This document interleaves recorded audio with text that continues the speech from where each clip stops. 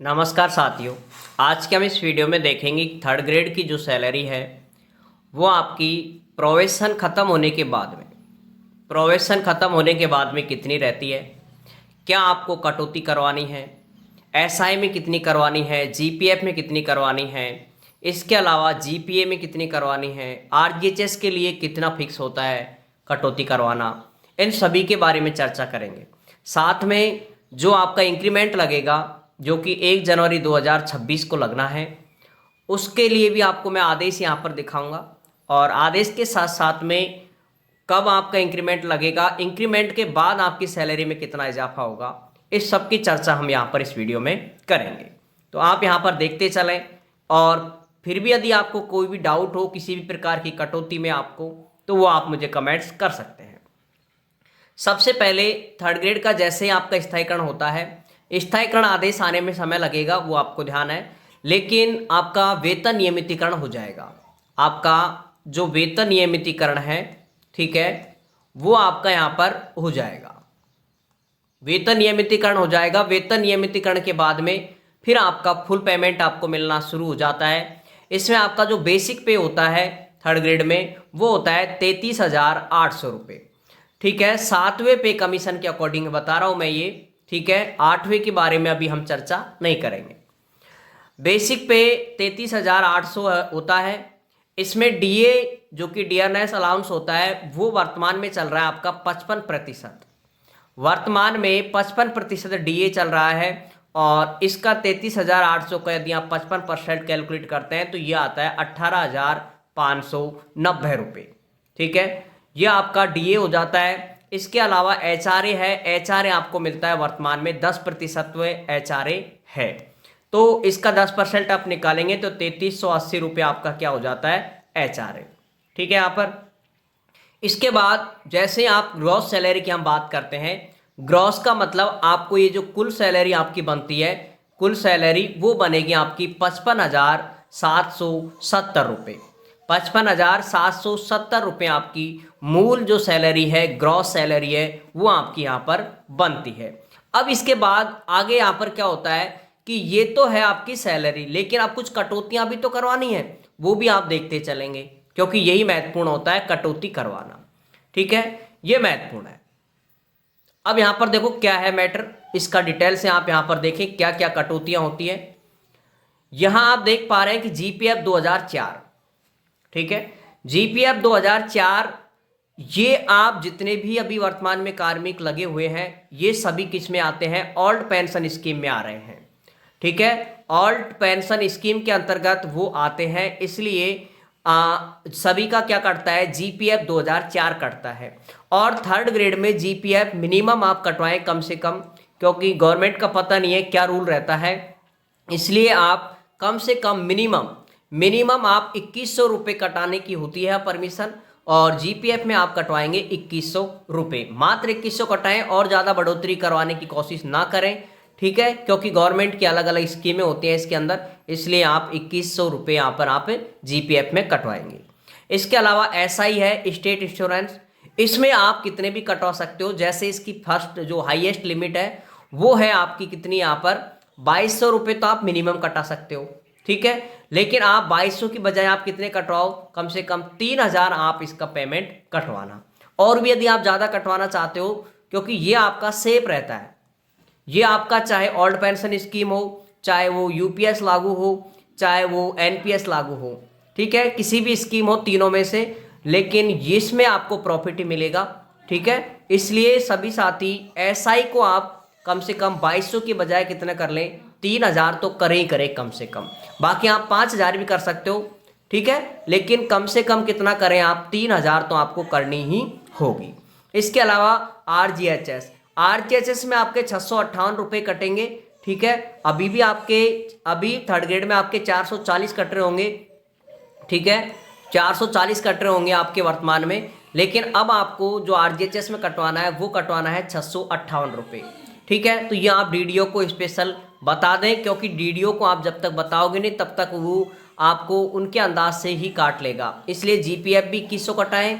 SI है वो आपका मार्च में ये कटता है, ठीक है, मार्च महीने से कटना शुरू होता है। ये आप 2200 रुपये आप कटाएं। 2200 जिनको पेमेंट की अभी ज़्यादा आवश्यकता है वो कम कटवाएं, जिसको अभी इतना पेमेंट की आवश्यकता नहीं है कि मुझे बाद में लेना है, तो आप 3000 5000 कटवा सकते हैं। अब यहाँ पर आप देख पा रहे हैं, यहाँ पर जो टोटल डिडक्शन है वो होता है आपका 4958 रुपये। ठीक है, यह आपकी कटौती हो गई टोटल, यह आपकी कटौती। अब कटौती होने के बाद में जो आपका मेन पेमेंट है उसमें से कटौती को आप जैसे घटाते हो तो यह आपका आ जाता है 50,812 रुपये आपको कैश मिलेंगे। ठीक है, बाई हैंड आपको ये कैश आपको मिल जाएंगे। तो वर्तमान में जो आपकी सैलरी रहेगी वो रहेगी 50,812 रुपये आपको कैश मिलेगा। अब इसके साथ साथ में इसमें आपको क्या करना है, एक ये जीपीए कटौती और करवानी होती है। ठीक है, एक कटौती आपकी जीपीए। अब जीपीए में क्या है, ग्रुप ए जो कि आपने अभी करवाई भी होगी, प्रोविजन काल में भी कटाई होगी है, तो इसमें वही 700 रुपये कटाओगे आप, ये अप्रैल में कटवानी होती है। ठीक है, अप्रैल माह में ये कटवानी होती है। अगर 700 आप कटवाते हो तो आपकी सैलरी यहाँ पर जो आपको मिलता है वो 10 लाख रुपए का लाभ मिलता है।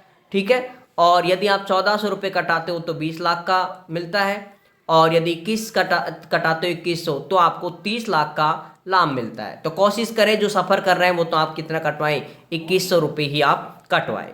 तो ये तो है आपकी कटौती, और ये आपकी जो अभी सैलरी मैंने आपको बताई है कटौती के बाद में 50,812 रुपये, ये तो आपको प्रेजेंट की बात कर रहा हूं मैं, यहाँ पर आपको प्रेजेंट में इतना मिलेगा। बाकी आपको सितंबर माह में 3% डीए और बढ़ जाएगा, तो ये डीए 58 हो जाएगा लगभग, लेकिन उसको अभी आप कैलकुलेट नहीं कर रहा मैं।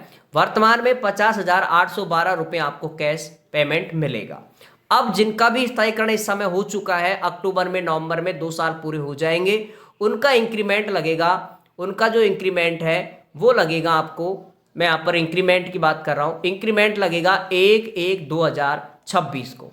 ठीक है, 1/1/2026 को इंक्रीमेंट लगेगा। इसका पहले मैं आपको आदेश दिखा दे। इंक्रीमेंट है जो कि आपके सामने यहाँ पर आपको दिख रहा है कि राजस्थान सरकार वित्त विभाग जो कि 26 जुलाई 2023 को जारी किया गया है, 26 जुलाई 2023 को। अब इस आदेश में देखो जो बात लिखी गई है वो आपको मैं यहाँ पर पढ़कर बता देता हूँ एक बार। ठीक है, जो काम की बात है वही आपको मैं यहाँ पर दिखा रहा हूँ। देखो ये लाइन लिखी हुई है, आप यहाँ पर देखें इसे। सेकंड नंबर के पॉइंट को आप यदि पढ़ते हैं तो देखें क्या आ रहा है, 30 जून से लेकर के 30 दिसंबर तक दोनों दिन सम्मिलित हैं के बीच की अवधि के दौरान परिवीक्षा अवधि सफलतापूर्वक पूरी करने पर 1/4/2023 को या उसके बाद प्रत्येक नई भर्ती हुए व्यक्ति को इन नियमों के अनुसार, नियम नंबर 17 के अनुसार पद के वेतन स्तर में न्यूनतम वेतन पहला सेल की अनुमति दी जाती है। उसे 1 जनवरी को पहला वार्षिक वेतन वृद्धि दी जाएगी। पहला वार्षिक वेतन वृद्धि का मतलब है आपका जो इंक्रीमेंट है वो आपका कब लगेगा, 1/1/2026 को लगेगा। ठीक है, 1/1/2026 को लगेगा, जो कि परीक्षा काल अवधि के सफलतापूर्वक पूरा होने के तारीख के तुरंत बाद लागू होगा। ठीक है, और जिनका 31 दिसंबर से लेकर के 29 जून तक के बीच की होगी उनका लगेगा 1 जुलाई को। ठीक है, उनका 1 जुलाई को लगेगा, और जिनका 30 दिसंबर तक जिनकी कंप्लीट हो जाती है, 30 दिसंबर तक, उससे पहले जिनका प्रोबेशन काल कंप्लीट हो रहा है उनका इंक्रीमेंट 1 जनवरी 2026 को लगेगा। ठीक है, तो उसके बाद आप सैलरी यहाँ पर देख सकते हैं। आदेश आपने अभी देख लिया था। अब इंक्रीमेंट के बाद की आपकी जो सैलरी है वो यहाँ पर आप देखें। अब आपका बेसिक पे 34,800 रुपये हो जाएगा। पहले आपका जो बेसिक पे था वो आपका था 33,800 रुपये। अब उसमें वृद्धि होकर के अब यहाँ पर कितना हो जाता है आपका बेसिक पे, वो हो जाता है 34,800 रुपये आपका हो जाता है बेसिक पे। बेसिक पे के बाद में वही डीए आपका कितना लगेगा, वही 55% वर्तमान में, वो है 19,140 वैसे आपको मैं बता दूं 1 जनवरी 2026 को आपका बेसिक पे ये 55 की जगह पर लगभग 3% और बढ़ जाएगा, लगभग 58% आपका बेसिक पे हो जाएगा।